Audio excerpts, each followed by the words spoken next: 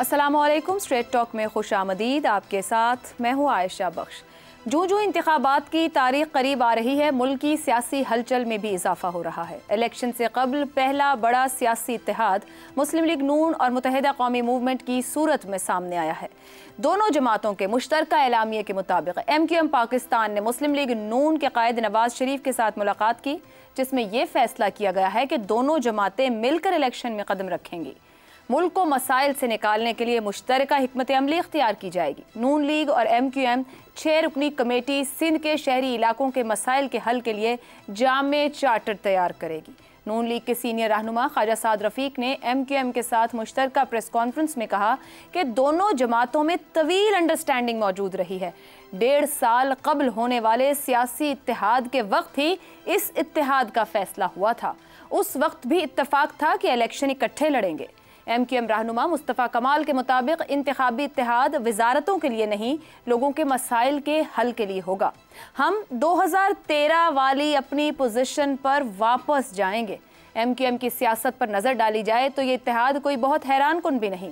88 के इंतखाबात के बाद पीपल्स पार्टी के साथ इत्तेहाद, 90 में IJI, 97 में नवाज शरीफ, 2002 में मुशर्रफ की कुर्बत, 2008 में पीपल्स पार्टी, 13 में कुछ अरसा नून लीग, 18 के इंतखाबात के बाद PTI और अप्रैल 2022 में तहरीक अदम एतमाद के बाद PDM का हिस्सा बनने वाली MQM हमेशा से सियासी हवाओं का रुख देख कर ही अपनी जमात के सियासी मुस्तकबिल का फैसला करती आई है। मुस्लिम लीग नून के लिए भी ये इत्तेहाद कोई घाटे का सौदा नहीं है। सिंध में मुतासिर कुन वोट बैंक न होने के बायस नून लीग को भी सिंध में किसी ऐसे ही सियासी सहारे की ज़रूरत थी। दूसरी जानिब सिंध पर बरसा बरस से हुकूमत करने वाली पीपल्स पार्टी और साबिक सदर आसिफ जरदारी मुस्तकबिल करीब की बात करते हुए ये कह रहे हैं कि 8 फरवरी का सूरज बिलावल भुट्टो की फतह का पैगाम लेकर तुलू होगा। जबकि chairman Peoples Party Bilawal Bhutto कहते हैं कि अवाम पीपल्स पार्टी के साथ है। इस बार अवाम लाहौर से वजीर आज़म मुंतखब नहीं करेंगे। गुफ्तगू करेंगे इसी सियासी मंजरनामे पे जो इंतखाबात की तारीख के साथ तेज़ी से बदल रहा है। पैनल में हमारे साथ हैं हसन निसार, अबसार आलम, शहजाद चौधरी और इफ्तिखार अहमद। पैनल से प्रोग्राम का पहला सवाल। पीपल्स पार्टी वजारत उज़्मा की दावेदार, मुस्लिम लीग नून और MQM का इंतखाबी इत्तेहाद पीपल्स पार्टी के लिए किस हद तक परेशान कुन है? कितनी संजीदगी से इस इत्तेहाद को पीपल्स पार्टी को लेने और सियासी तौर पर टैकल करने की ज़रूरत है? हसन निसार साहब। देखें, पीपल्स पार्टी और नून लीग दोनों की खुशियां भी जाली, मसनूई और झूठ हैं। दोनों की परेशानियां भी बोगस हैं। रियलिटीज़ इस मुल्क का हर आदमी जानता है, हर वोटर हक़ाइक़ से वाकिफ़ है। अच्छा, सो ये लंगड़ों की दौड़ है, इसमें किसी की जीत की कोई हैसियत नहीं, किसी की हार की कोई हैसियत नहीं। देखना सिर्फ ये है मेरे जैसे आदमी का, ठीक है। कल मुझे बहुत बड़ी सनद अता की है शहजाद साहब ने, मायूसी, फ्रस्ट्रेशन। तो मैं 75 साल गुजारने इस मुल्क के देख विटनेस करने के बाद मैं को पागल हूँ, उम्मीद की शिमला पहाड़ी बनूँ। देखना मुझे सिर्फ ये, मुझे सारे खेल में सिर्फ इतनी दिलचस्पी है कि इलेक्शन के नताइज का नतीजा क्या निकलेगा। नतीजा ये नहीं कौन हुकूमत बनाएगा, तो बिलावल आएगा या शलावल आएगा, नो, शरीफ आएंगे या महाशरीफ आएंगे, नो, ये बाद में कहानी शुरू होगी। इलेक्शन तक आप खेलते रहो। ठीक है, इलेक्शन के नताइज का नतीजा। मगर आपको लगता है कि क्या इलेक्शन इस बार कुछ मुख्तलिफ अंदाज में होंगे, क्योंकि हर बार ये इलेक्शन सवालिया निशान बनता है? इस दफा सवालिया निशान नहीं, ये हमालिया निशान होगा।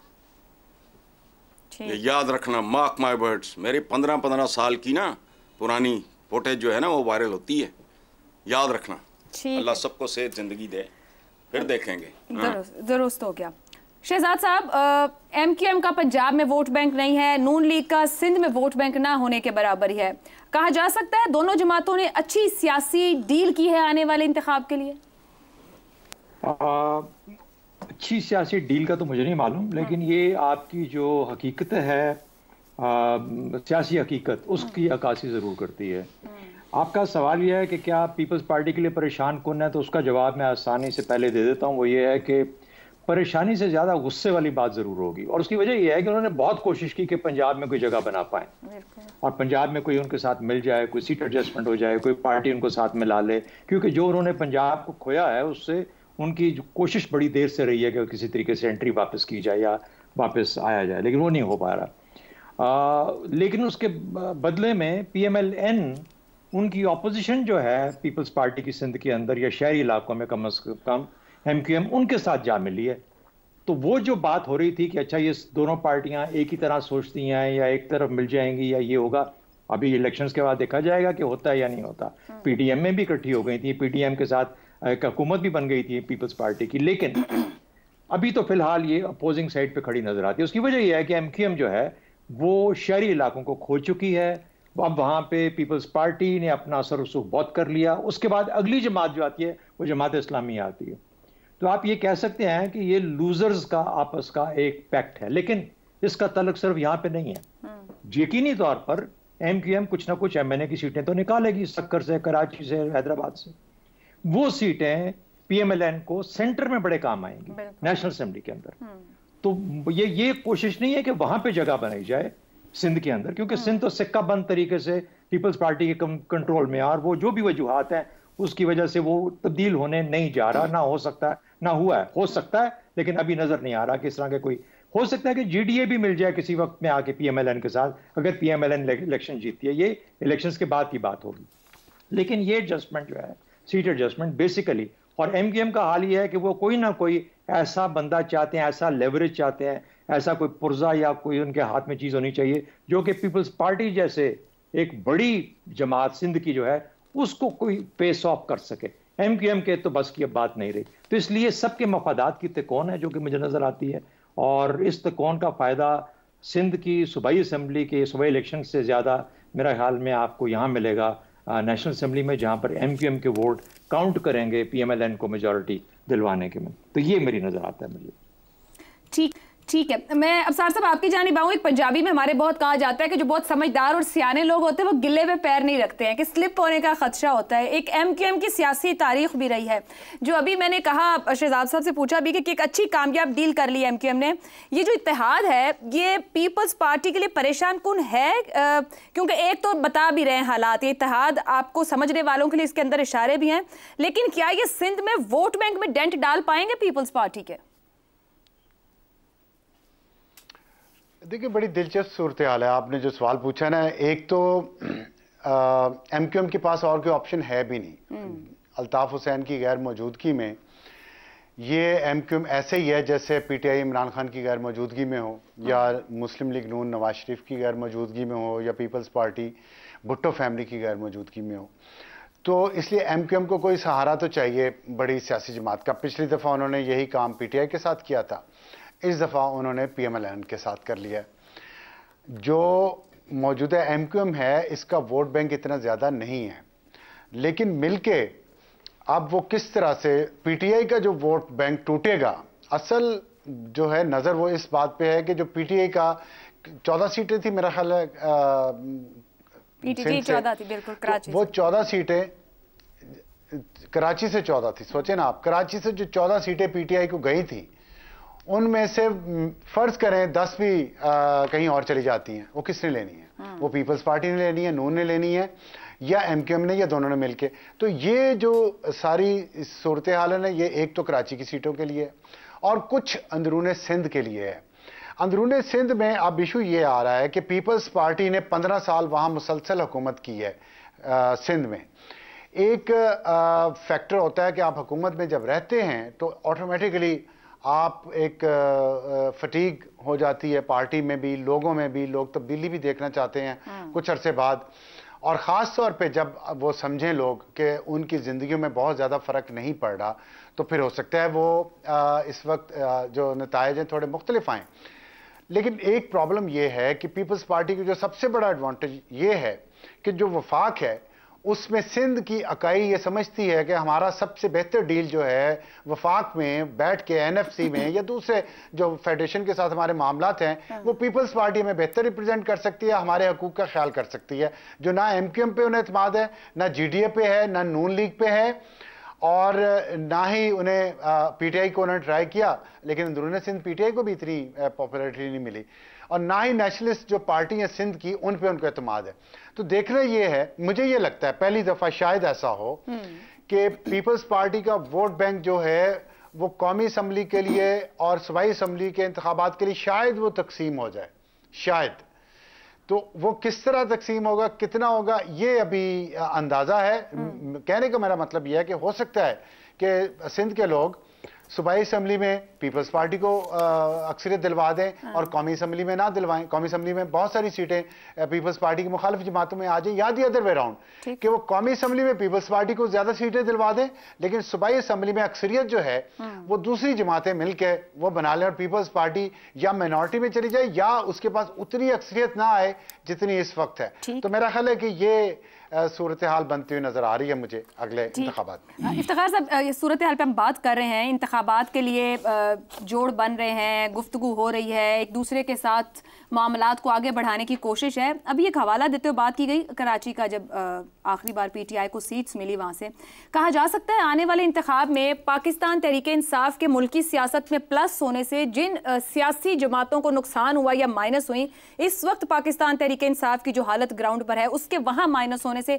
उन्हीं जमातों को फायदा होगा। जैसे हम पंजाब में कहते हैं कि पीपल्स पार्टी माइनस हुई तो पीटीआई, या उसके माइनस होने से किसी और को भी फायदा हो सकता है।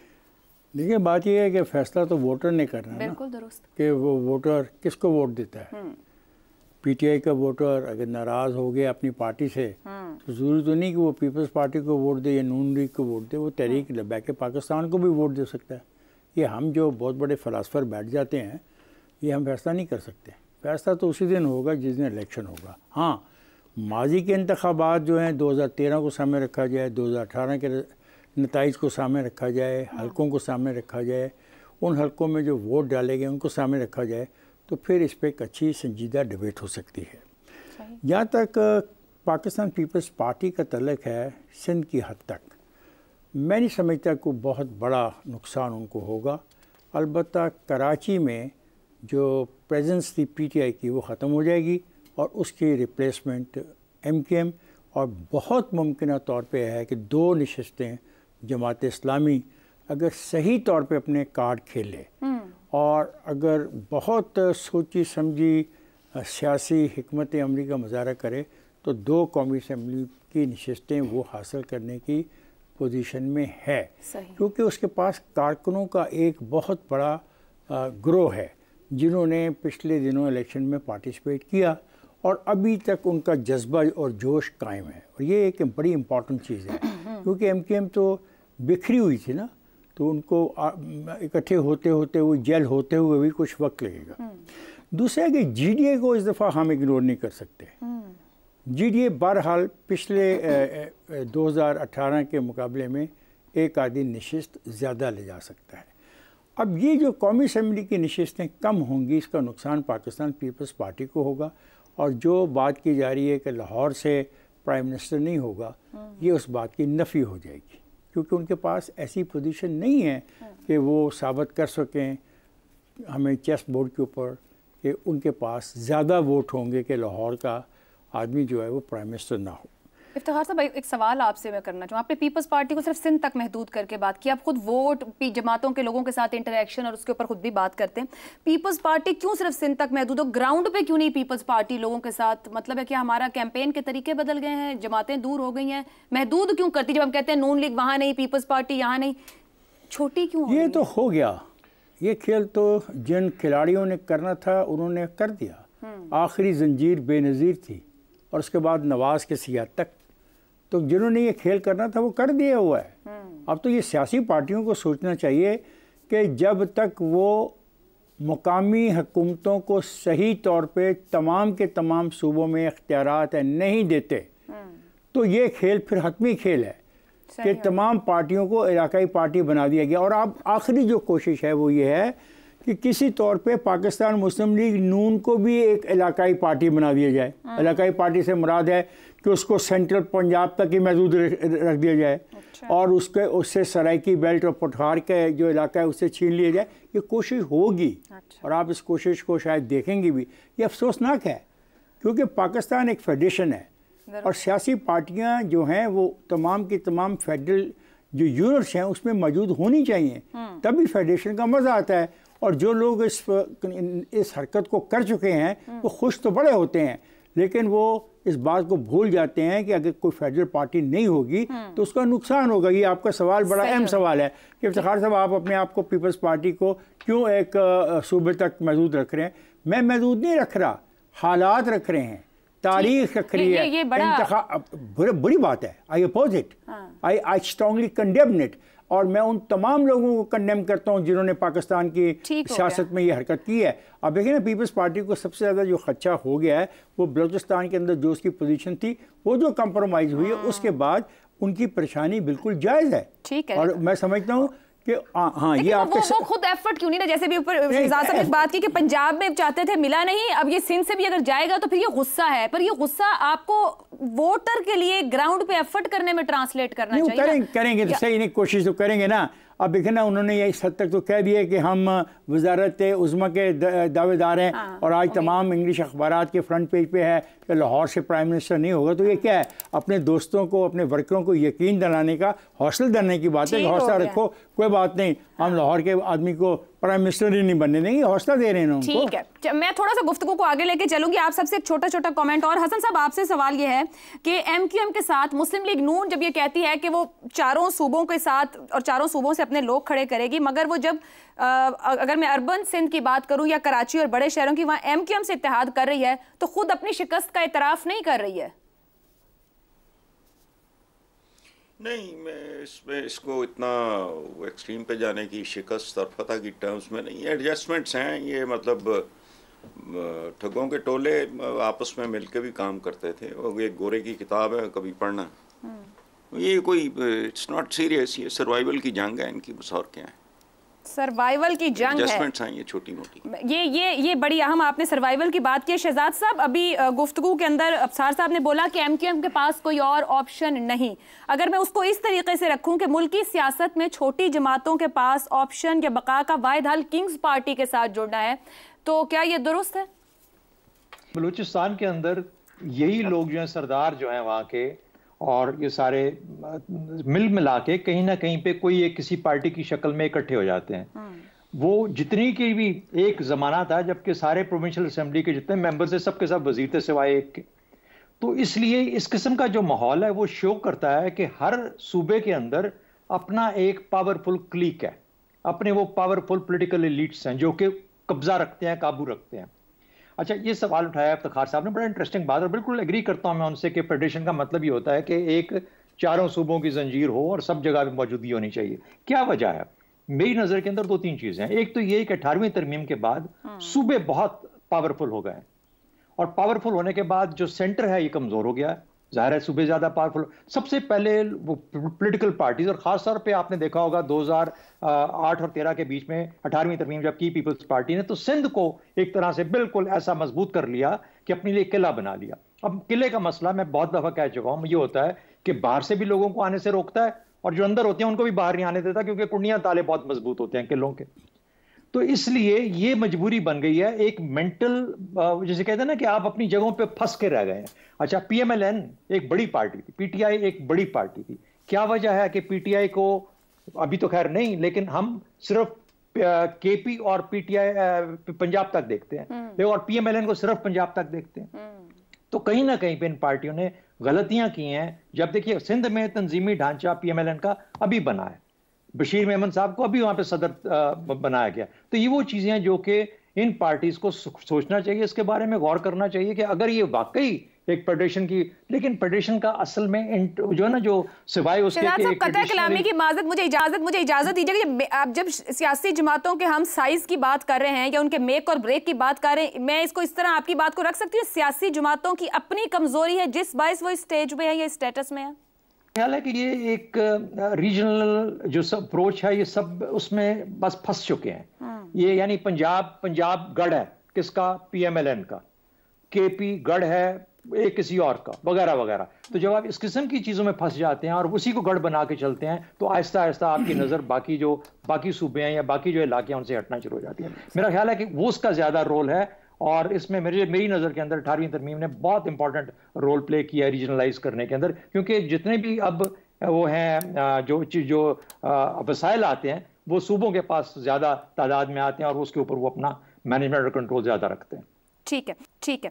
अफसार साहब, मैं आपकी जानिब आऊँ। सिंध में MQM से इत्तेहाद का होना, बलोचिस्तान में बाप के साथ मुलाकातें जारी हैं, नून लीग की लीडरशिप की, मियां नवाज शरीफ का भी एक्सपेक्टेड है उधर का विजिट।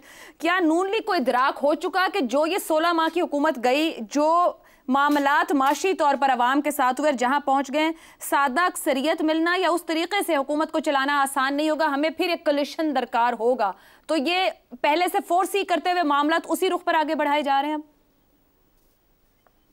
देखिए, ये तो तमाम सियासी जमातों को पता है कि इलेक्शन से पहले इस तरह के इंतखाबी इत्तेहाद किए जाते हैं ताकि ज़्यादा से ज़्यादा सीटें ली जाएं। कितनी सीटें किसको मिलेंगी ये तो इंतखाबात के बाद ही पता चलेगा कि आवाम निकल के वोट किसको देते हैं। लेकिन आपने जो बात यहाँ हो रही है ना, वो बड़ी दिलचस्प है। आप देखें, अमेरिका में भी कुछ स्टेट्स रेड स्टेट्स हैं और कुछ स्टेट्स ब्लू स्टेट्स हैं।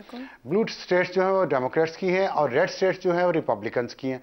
लेकिन वहाँ पे कुछ स्विंग स्टेट्स भी हैं जो फाइनली फैसला करती हैं कि सदर किसने बनना है। ये हर जगह होता है। फ़र्क सिर्फ ये है कि वहाँ पे ये जेन्युइन एंड ऑर्गेनिक है ये तकसीम जो है, या आइडियोलॉजी आप समझ लें। हमारे यहाँ ये आर्टिफिशियल अब बनाई जाती है। मैं अभी कुछ दिन पहले कुछ लोगों से मैं बात कर रहा था और मैंने उनसे ये बात पूछी। मैंने कहा कि अब सिंध की आप बात करिए ना, सिंध बलोचिस्तान की मैंने बात की। मैंने कहा कि ये जो अभी शहजाद चौधरी साहब कह रहे थे कि कुछ सरदारों का वहाँ एक वो ग्रोह है, बिल्कुल बात ठीक है। मैंने यही बात पूछी उनसे, मैंने कहा क्यों आप लोग सरदारों को इतना आगे रखते हैं। और आप यकीन करें, उन्होंने खुद कहा कि डॉक्टर मालिक का जो दौर था 2.5 साल का था शायद, क्योंकि मुआहिदा हुआ था नवाज लीग में और दूसरी जो जमात थी कि 2.5 साल दोनों के चीफ मिनिस्टर रहेंगे।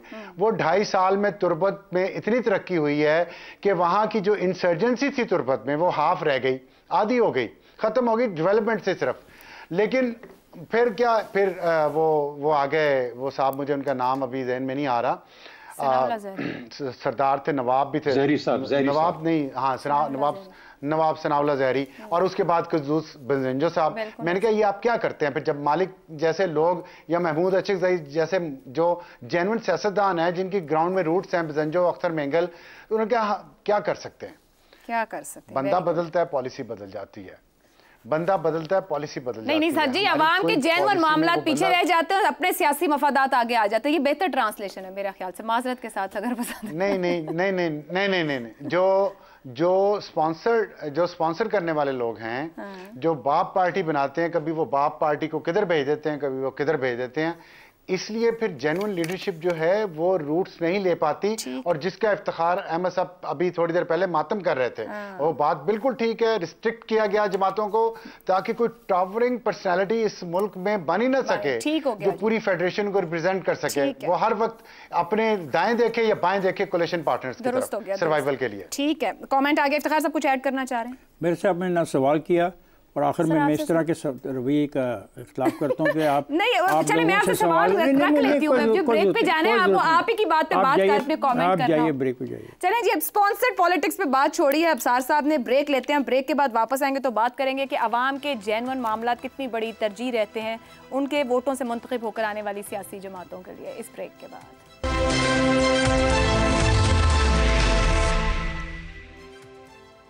स्ट्रेट टॉक में एक बार फिर खुशामदीद। Pakistan institute of development economics यानी पाइट ने बड़ी सियासी जमातों का नए मंशूर आने से पहले 2018 के मंशूर का पोस्टमार्टम किया है, जिसके बाद ये इंकशाफ सामने आया कि तमाम बड़ी सियासी जमातें मिलकर भी मुल्क के सिर्फ 20% मसाइल का हल रखती हैं। जी हाँ, सिर्फ 20%। और ये बात तहकीकाती इदारे की ताज़ा रिसर्च में सामने आई है कि 3 बड़ी सियासी जमातों के मंशूर अवामी उमंगों से खाली हैं।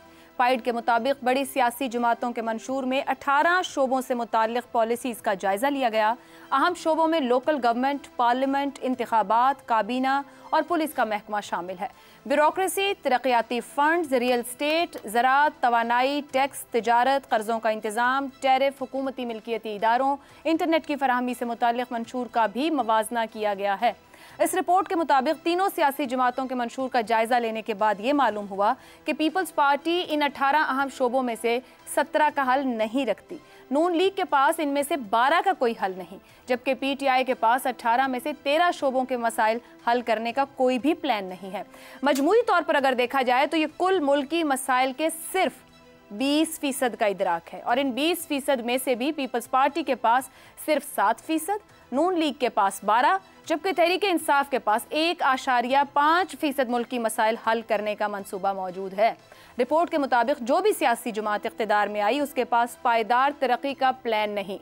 मंशूर में प्लान न होने से एडहॉकिज्म और ज़ाती मफादात को फ़रोग़ मिलता है। मकामी हुकूमतों को मजबूत बनाने के लिए अमली इक़दामात नहीं किए गए। सियासी जमातें इंतखाबी नारों को अमली जामा पहनाने में भी नाकाम रहीं।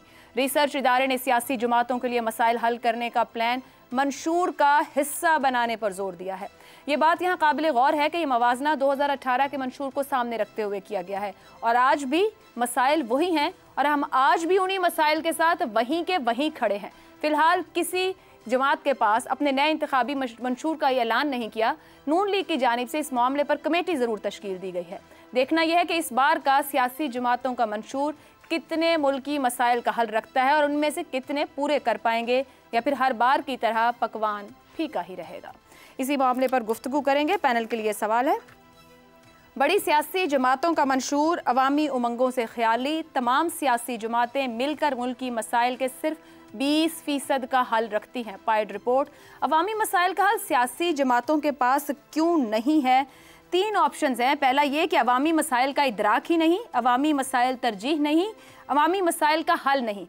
यानी इदराक, तरजीह, या फिर हम एक ऐसी जगह पर हैं कि हल ही मौजूद नहीं। अब हमारे पास हसन निसार साहब, क्या वजह है कि बड़ी 3 जमातें जो कि पिछले 15-20 साल में हुकूमतों में रहीं, मगर उनके पास अगर मसाइल का हल है तो सिर्फ 20% मसाइल, जबकि कम अज़ कम भी इम्तिहान पास करने के लिए 33 से 40% तो नंबर होते हैं। आपके ख्याल में वजह क्या है? पहली बात तो ये है कि 33% का ज़माना गुजर गया है। ये एज है ए लेवल ओ लेवल की, वहाँ सूरत हाल और है। बाकी जो आपने कहा ना मसाइल का शऊर, इदराक, मैं कब से कह रहा हूँ इनको ABC नहीं पता। ये जो पेपर आपने भेजा है, एक किसका हिस्सा मैं नहीं पढ़ सका चूँकि मेरी आई साइट इजाज़त नहीं देती। बाकी तो बोगस है, बाकी भी सारा कुछ। असल इश्यूज़ का जिक्र ही नहीं है और कख भी नहीं होना मसाइल का, ये बिल्कुल बोगस है। जो रिकमेंड आप कर रहे हो या ये लोग कर रहे हैं जिन्होंने कहा है कि मैनिफेस्टोज विदाउट सब्सटेंस, सब्सटेंस के लिए सेंस चाहिए। बात सुने, पाकिस्तान का भी एक लिखा अनलिखा मंशूर था, नतीजा बांग्लादेश, उससे भी नहीं सीखा। मैं हेड कर रहा था प्रोविंशियल कोऑर्डिनेशन के सारे पब्लिकेशंस को, पुरानी बात है। तो I resign from grade and came back. मैंने कहा ये तो लांती का कारोबार है, ये सरकारी मुलाजमतें, नौकरियां। खैर गया मैं, हालांकि था किसी की मोहब्बत की वजह से। एनीवे, तब मेरी मत मार दी अब्दुल हफीज पीरजादा साहब ने। किस बात पे? सरदारी निज़ाम खत्म हो गया। मैंने कहा बुलशिट, कहाँ खत्म हो गया? वो अपनी बेगम को ताने दिया करते थे कि तुमने इस बच्चे को बिगाड़ा हुआ है, बहुत सर चढ़ाया हुआ है, बदतमीज है और ये है और वो। ठीक है, अब मुझे बताएं, पाकिस्तान की तारीख का सबसे जना साहब का तो मंशूर मैंने कह दिया ना कि पाकिस्तान था। अब आओ आगे, जुल्फकार अली भुट्टो के रोटी कपड़ा मकान से लेके लैंड रिफॉर्म्स और सरदारी निजाम का क्या बना? ये जड़ा मुल्क संभालो तो फलाना करंट हो रहा है, सीधा क्या? ओ भाई बात सुने, मैं जानता हूं आयशा के जमाने बदल गए हैं, थोड़ी सी कॉमन सेंस मुझे ग्रांट करो आप, लेकिन ऑक्सीजन की तरह, दिल की धड़कन की तरह कुछ असूल कायनात के परमानेंट हैं। मुझे बताओ, हमराबी का, शेरशाह सूरी का क्या था मंशूर? वज़ीर-ए-आज़म मैनिफेस्टो। रमज़ में और जैसा बंदा लिखता है कि बूढ़ी औरत आधी रात घना जंगल सोना उछालती गुजरती थी, पूरे सब कॉन्टिनेंट अद्धी दर्जन मुल्क निकले उहदे चों, किसी की जरूरत नहीं थी। अच्छा आगे चलो, मैं जानता हूं दुनिया बदल गई है नज़ूल कुरान के बाद। मुसलमान अगर बदनीयत बदअक्ल, हम लंडे के लोग हैं, वेस्ट से जमहूरियत आ गई, वेस्ट से मंशूर का कॉन्सेप्ट आ गया, व्हाट नॉनसेंस। देखो मुसलमान अगर बदअक्ल बदनीयत ना हो, इन्नमल अमाल बिन्नियात, मंशूर की कोई औकात नहीं। किसी ज़हीन आदमी से, पढ़े लिखे बंदे से मंशूर ऐसा आसमानी लिख देगा आपको, इन्नमल अमाल बिन्नियात। मुसलमान बदअक्ल बदनीयत ना हो तो कुरान याद रखना। मैं इसलिए नहीं कि मैं जज्बाती हूं और मैं मुसलमान हूं, मैं सेकुलर सा आदमी हूं। जितना पढ़ो बंदा उतना गर्क होता चला जाता है उसमें। तो क्या है हजरत उमर का एक जुमला कि हुक्मरान होने से बेहतर था मैं वो चारा होता जो किसी ऊंट ने खा लिया होता और खाने के बाद मुझे खर्च कर देता। ये एक घटिया लोग। मैनिफेस्टो देखो, आखिर में 2 शेर सुन लो, मैं बहुत लंबा काम है ये आपने जो किया हुआ है। ये बतौर फैशन, जमहूरियत फैशन, मैनिफेस्टो फैशन। 2 शेर सुन लो, कहानी खत्म। झूठ बोला है तो कायम भी रहो इस पर जफर। आदमी को साहिब किरदार होना चाहिए। ये बद किरदार हैं, ये झूठ, ये पाक किरदार हैं, झूठ पे कायम रहते हैं। दूसरा शेर है, लफ्ज क्या लोग तो तहरीर से फिर जाते हैं। लफ्ज क्या लोग तो तहरीर से फिर जाते हैं। तूने क्यों मेरी हर एक बात को सच जाना था? क्यों हर एक बात? हलफ से लेके हलफ से लेके सियासी जमातों के मंशूर तक कभी इस मुल्क में कभी किसी ने शर्म आया की है? हल्फ क्या होता है? सही मंशूर होता है। आप ये कह रहे हैं कि ना इज्तिमाई लेवल पे। और याद रखना, नस्लें याद रखेंगी इंशाअल्लाह। 75 साल बाद भी कुछ नहीं होना। आपको बुनियादी मसाइल का फहम ही नहीं है। हमारे इंटेलेक्चुअल्स नहीं करते बात। ठीक है इफ्तिखार साहब, इक्तिसादियात चलो ठीक है। अब ये नियत का एक इजाफा किया, मैं इसको तरजीह की रखूँ, इदराक तरजीह हल, इनमें से आप किस ऑप्शन के साथ जाएंगे? लेकिन इसके अंदर सियासी जमातों के मंशूर के मुताबिक मकामी हुकूमतों को मजबूत बनाने की तरफ कोई तवज्जो नहीं, जिस पे आप पहले भी बात कर रहे थे। क्यों नहीं अपनी ग्राउंड मजबूत करने पे काम करते हैं? क्या डर है वहां पर अपनी ग्राउंड पे काम करने पर? ये आपने सवाल मुझसे किया? बिल्कुल आपसे किया, और बुनियादी सवाल भी पूछा है। बुनियादी सवाल है, हम सब बद किरदार हैं। हाँ, क्यों हर बात को हम सच जानते हैं? बात क्लियर हो गई। अब इसके बाद डिबेट का फायदा कोई नहीं है। जब है ही हम सारे बद किरदार, तो ये PID की जो रिपोर्ट आपने मेरे सामने रखी है, इस पर अमल करने के लिए तो किरदार वाले लोग चाहिए। तो किरदार वाले लोग तो मेरे ख्याल 24 करोड़ में कोई है नहीं। ये फैसला तो अभी एक मिनट पहले फैसला आ गया है।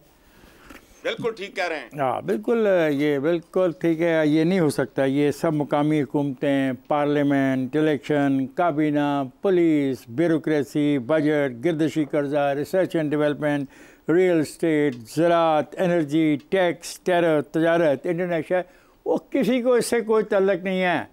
गरीबों को मारो, गरीबों को ज़िबा करो, उनसे पैसा निकलवाओ, उनके पेटों से भी पैसा निकलवाओ, और कार्टेल जिंदाबाद, लूट के खा गए मुल्क को। और अभी जो आज मैंने ये कह रहा हूँ ना, कार्टेल खा गए। चलें 2013-2018 के जो मेंबरान हैं उनमें कार्टेल कितने हैं? आप एक PID को, क्या PID क्या है ये, पाइड को कहें, इस पर भी ज़रा तजिया फरमाए कि कितने हैं। पाइड ये भी फरमाए कि इसके अपने रिसोर्सेज जो हैं, इसकी बुनियाद क्या है, और इसने कैसे एक जजमेंट दे दी सारी सियासी पार्टियों के ख़िलाफ़ कि सियासी पार्टियां नाअहल हैं, नालायक हैं, वो जानती ही नहीं सियासत क्या है, उनको आवाम से मोहब्बत ही नहीं है। तो फिर मैंने लफ्ज़ इस्तेमाल किया, ये अपना हसन निसार का, सीनियर का, सब बद किरदार है। इस रिपोर्ट के मुताबिक तो सब बद किरदार हैं। तो फिर डिबेट क्या की जाए?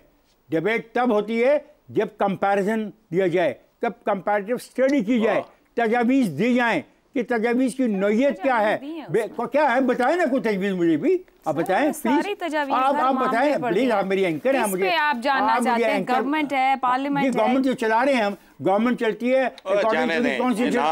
आप आगे चले, क्या है, क्या तजवीज़ है? सर उन्होंने सब चीजों के ऊपर कि क्या किस तरीके से बनाना चाहिए, उसके अंदर हल दिया जाना चाहिए। मेरी अच्छी एंकर साहबा, एक लफ्ज को एक तजवीज़ बोलो, उसका लफ्ज बोलो, फिर मुझसे जवाब लो। अच्छा, इतनी लंबी डिबेट का टाइम नहीं है, ये तो इसके अंदर 18 पॉइंट्स हैं, सबके अंदर लिखा है। मैं ये कह रही हूँ कि देखो मेरी बात सुनो, सबसे बुनियादी चीज है हमारी सियासी जमातें इदराक रखती हैं कि उनके पास जो मसाइल हैं उनका हल मौजूद है। मुकामी हुकूमतें सबसे ज्यादा अहमियत की हमल हैं। कितनी जगह मौजूद है और कितने सालों से मौजूद है? 3 सूबों में मौजूद हैं, एक सूबे में मौजूद नहीं। जिन 3 सूबों में मौजूद हैं उनमें बेहतरी का अमल हो सकता है, उनमें बेहतरी लाई जा सकती है, उनको आइन के आर्टिकल जो है उसके हवाले से चलाया जा सकता है। तो ये कहने के कुछ नहीं हो रहा, ये गलत है। 3 सूबों में है, एक सूबे में नहीं है, उस सूबे में भी होनी चाहिए। ये आगाज होगा उस सारी तनकीद के जवाब का जो इस जिस पाइड की रिपोर्ट में है। और ये कहना कि इनको इनको इनको कोई इदराक ही नहीं है, यानी कितनी अफसोसनाक बात है। यही मुक्तदरा के हल्के कहते हैं कि सियासी पार्टियां काबिल नहीं है, यही खेल है कि सियासी पार्टियां बेईमान चोरों का टोला है। और अब तो ये भी आ गया कि सियासी पार्टियां नाअहल हैं। और मेरे यार और मेरे दोस्त ने कहा कि ये बद किरदार हैं और इनकी हर बात को सच नहीं जानना चाहिए। बहुत खूब। इस रिपोर्ट के मुताबिक मसाइल के हल को मंशूर का हिस्सा होना चाहिए, क्योंकि मंशूर बताता है कोई भी सियासी जमात हुकूमत में आके क्या करे। क्या सियासी जमातों को ये बताना चाहिए अपने मंशूर के अंदर कि कलील मुद्दती, वस्त मुद्दती और कसीर मुद्दती मंसूबे क्या होंगे, रोड मैप क्या होगा, और किस तरीके से अवामी मसाइल, वो सेहत है, तालीम है, आम वोटर की मईशत है, उसे वो हल करेंगे? अच्छा, मुझे ये बताएं, वोट देने से पहले लोग मंशूर पढ़ के वोट देते हैं हमारे निजाम के अंदर? कौन मंशूर पढ़ता है? ये तो आज पाइड ने पता नहीं कहां से निकाली है, वो भी 2018 के। अभी 2022 के या 2024 के तो भी आए भी नहीं है। 2024 के आएंगे तो पता लगेगा कि अच्छा अगर किसी ने पढ़ना है तो। और ये तो खुद नहीं पढ़ते, ये तो खुद नहीं पढ़ते। बनाने के बाद एक एक बंदा रिस्पॉन्सिबल कर देते हैं, सेल बना देते हैं। वो किताब छोटी सी बनाता है 8-10 सफ़ों की, उससे ज्यादा की नहीं होती, वो मंशूर होता है 8-10 सफ़ों का। ठीक है, कोई बात नहीं, कोई बात नहीं, as long as you mean to follow it up. आपकी कोई मर्जी है उधर जाने के लिए। यहां पर तो वोट पड़ता है जी रवायत के मुताबिक, बरादरी के मुताबिक, धड़ेबंदी के मुताबिक, इलेक्टेबल्स को वोट पड़ते हैं। तो वो कौन मंशूर पढ़ के वोट देता है भाई? हम आप जिधर से आए हैं वहां पे मंशूर पढ़ के वोट दिए जाते हैं। तो किस किस्म की गुफ्तगू की जा रही है? मंशूर होना चाहिए, प्लान होना चाहिए, लेकिन प्लान हो भी तो झूठ होता है और बिल्कुल उसका कोई फायदा नहीं होता। दूसरी बात, अवामी मसाइल की आप बात कर रही हैं। अवामी मसाइल तो वहां पे होंगे जहां आम आदमी अपने उन मसलों को लेके आएगा। मुझे बताओ इस सियासी निजाम के अंदर कहां आम आदमी की गुंजाइश है? कौन सा आम आदमी यहां मौजूद है? चाहे वो बद किरदार है या वो जैसे भी हैं, कम से कम उनमें आम आदमी हरगिज नहीं है।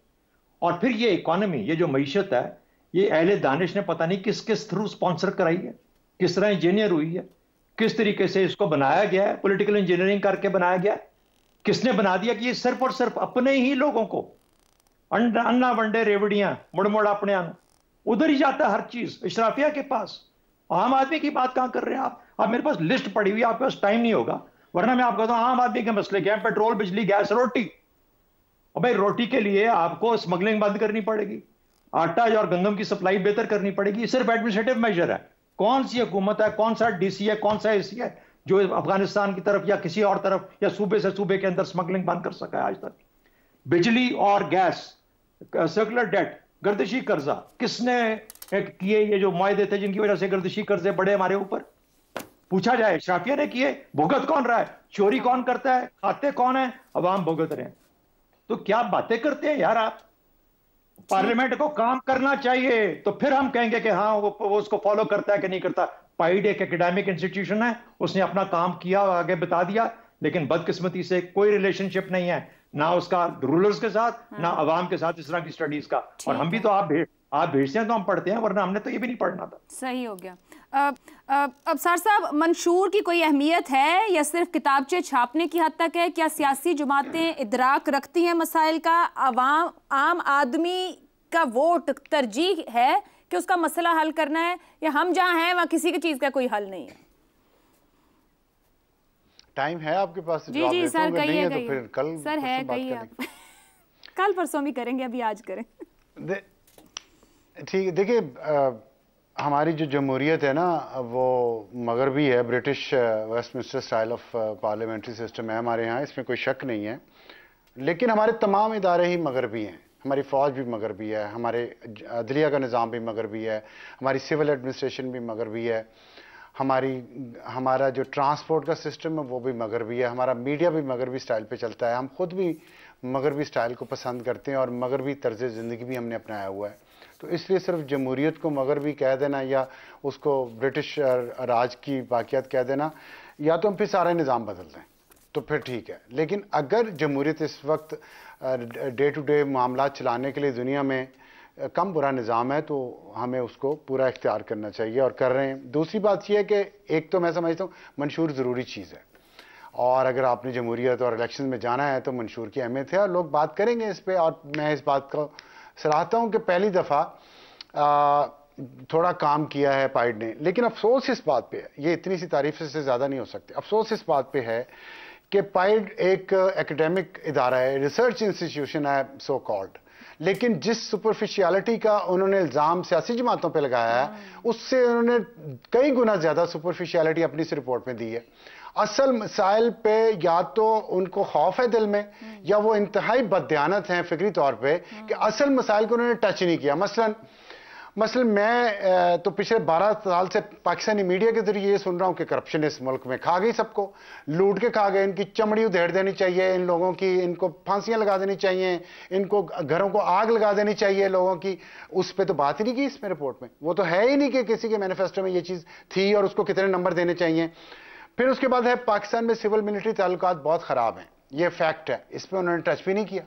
आगे आज अब जुडिशल एक्टिविज्म की वजह से इस मुल्क के साथ क्या हो जाता है, एक फैसले से सुप्रीम कोर्ट के बेंच से या कोई कितने फैसले मैं गिरवाऊं पिछले 15 साल में, जिसकी वजह से इस मुल्क की ऊपर से नीचे हो गया। उसके बाद आप आ जाएं, ये दहशतगर्दी जितनी है इस मुल्क में वो हमारी निज़ाम ज़िंदगी पे, हमारी मईशत पे, हमारे मुआश पे, हमारी मुआशरत पे, हमारे कल्चर पे क्या असर डाल रही है, उसको सियासी जमातों ने अपने मैनिफेस्टो में कहाँ रखा है, इसका कुछ जिक्र कहीं पे उन्होंने कंपैरिजन को किया है किसी सियासी जमात का।